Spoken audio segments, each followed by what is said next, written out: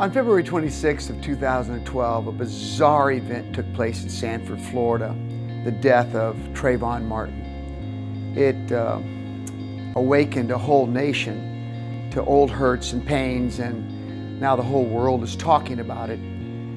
Most of all, it devastated a family. And whatever unfolds in the future, Trayvon has left a hole in the Fulton family that I don't know can ever be replaced. And the reason why we're doing what we're doing today is that Trayvon lived just a few miles away from our church here in Miami Gardens, Florida, Trinity Church.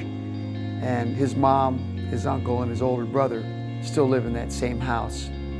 And recently, Sybrina Fulton, Trayvon's mom, said she would come in and do an interview with Pastor Linda and I on the subject of Mother's Day.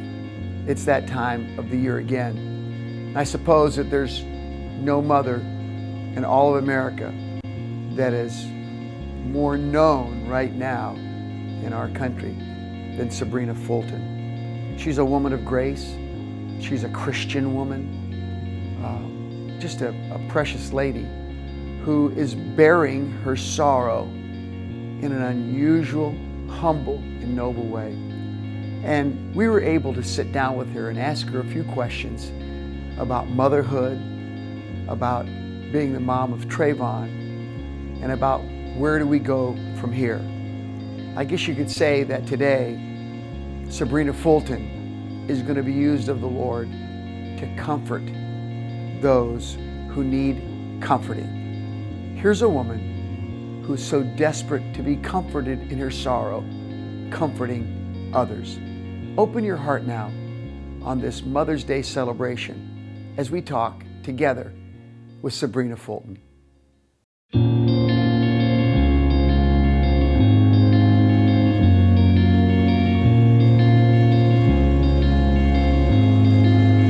Favorite passage is Proverbs 3, 5, and 6, and it says, "Trust in the Lord with all your heart, and lean not unto your own understanding, but believe in Him, and He shall direct your path."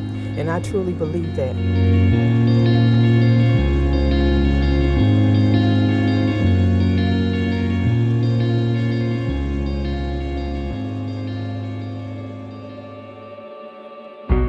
Sybrina, tough times. It just happens to be Mother's Day.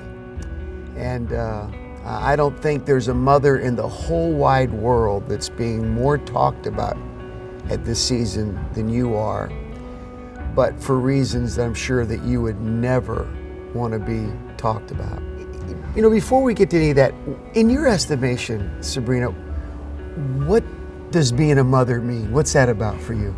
Being a mother means love. Yeah. You can't substitute love, you know, it just has to be there, and it has to be unconditional. Being a mother means nurturing. It means taking care of someone else as if it was yourself, making someone else happy.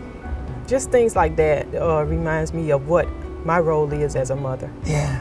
Trayvon was a very happy child. He was a teenager, of course, so he did love the telephone. He loved to listen to music. They asked me one time on one of the interviews what was his favorite movie. He loved the Bad Boys with Will Smith and Martin Lawrence, but he also liked the Ten Commandments. Yeah. So he would watch that. He was a very playful. He was a jokester. If you see the pictures of him, he liked the outdoors. He was into sports. So he was just an average teenager. Now you have another son, Javaris, and he's at university, and he's IT. How were they different? Javaris is more of a indoor person. Yeah. Trayvon is more of an outdoor person. Yeah. Trayvon likes to be around a lot of people. Javaris does not. Yeah. He likes to be maybe 2 or 3 people, that's it. Trayvon can be in a room full of people, and everybody would know he was there. Yeah. So those are some of the differences that they have. They both are family guys. They like to be around their family. They like to travel. And those are the things, you know, like movies and going to the mall and things like that, they have in common. Everything reminds me of Trayvon right now. It is fresh on my mind, and it is a hole in my heart. But I know beyond a shadow of a doubt that I have God in my life, and with God, all things are possible. So even if the justice system does not work for us, God is in control. So good. Sybrina, I don't think I could do it. I know I could. How have you done this? I mean, seriously, I don't think I could do this. I've heard that before, coming through the airport, in the mall, and different things like that. And I just truly believe that as an individual, whatever you need to do, your body will switch into gears. You will change positions immediately. What I have done is become a spokesperson for my son. He's not here to speak for himself, so I have to take on the role of speaking for him. So I just truly believe that whatever you need to do, you are going to do it mentally. Your body is going to tell you, this is what I need to do, and that is what you will do. So you're saying you can do it with God's help? I believe anybody could do it. I don't think that I'm doing anything that any other mother could not do. You do have to have a strong faith in God, and you do have to have prayer. If it had not been for prayer and other people praying for me, I truly don't know how I would have gotten through this very difficult time. I've always had faith. I've always been a Christian. I'm not perfect. I do make my mistakes. I do have my downfalls. But most importantly, I do have Christ in my life. I just have faith. I just have a deep faith, and I just believe in God. So good. There's a passage in 2 Corinthians, and we had talked about this before, and you said, Pastor, let's go with that. And the apostle writes in chapter 1, verse 4, who comforts us, speaking of God the Father, in all our troubles, so that we can comfort those in any trouble with the comfort we ourselves have received from God. I'm so thankful for you today, because no mother could face a bigger trouble than what you've faced.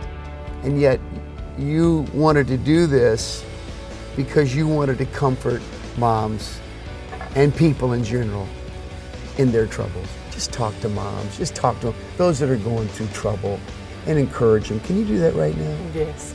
I would say to any mother that has lost a son, a daughter, or just a child, a loved one, hold on to your faith. That's all that you have. Hold on to your faith, read your Bible, stay prayed up, and just keep pressing forward. You will make it, because I did.